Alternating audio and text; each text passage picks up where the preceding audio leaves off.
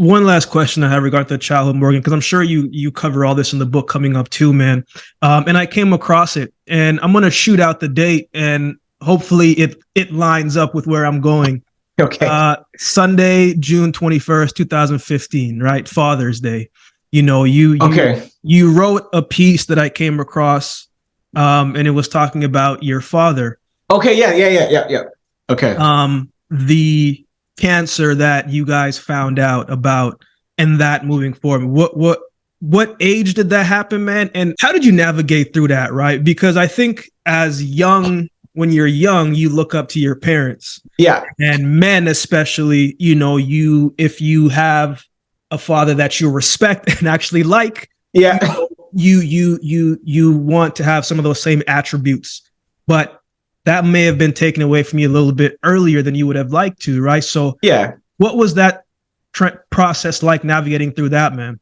Okay, yeah. And so like spoiler alerts, so my dad died. I was probably 16. Sorry. He was diagnosed with cancer when I was 16, turning 17, and he died the following year.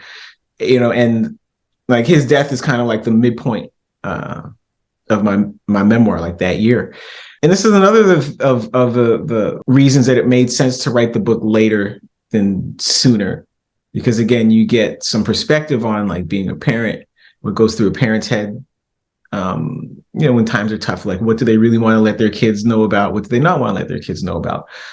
So like my dad, the last year of his life, did a really good job of like not letting people know that he wasn't feeling good. He's like, yeah, I got my chemotherapy, I'm good.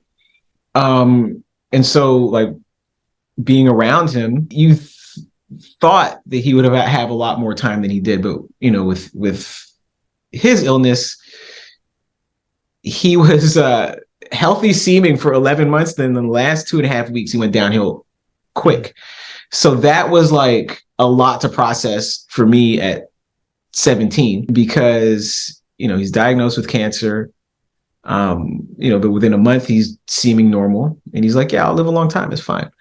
And so fast forward to, like literally the last 2 weeks before his death, it just overtook him so quickly. It was a lot to process. Like one day you have a dad, next day the dad's in the hospital, the next day he's in the morgue. It was quick. I mean, one of the things that taught me back then is that there's a lot of stuff, again, that you can't take for granted. Like appreciate your parents, appreciate the protection and the guidance if they're good parents, and we all have to basically prepare to bury our parents at some point. But like, yeah, 17 is a little soon for that. But at the same time, I think what it taught me was not to feel sorry for myself.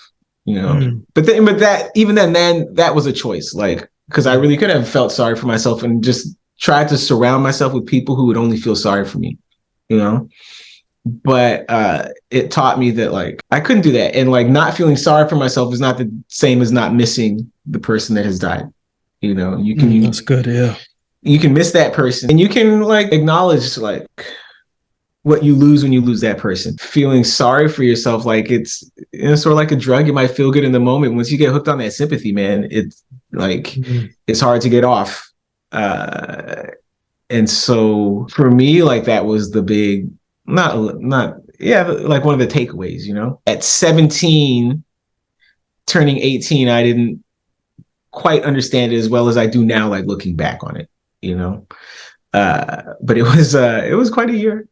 It was quite a year, but the big thing I came away with that from is that like all this stuff, our health, our loved ones, can't take them for granted. So you should do your best to appreciate them. Bad stuff might happen. Well, okay, bad stuff might happen to me, but like it didn't happen to me. It happened to my father. So like, how much can I really feel sorry for myself?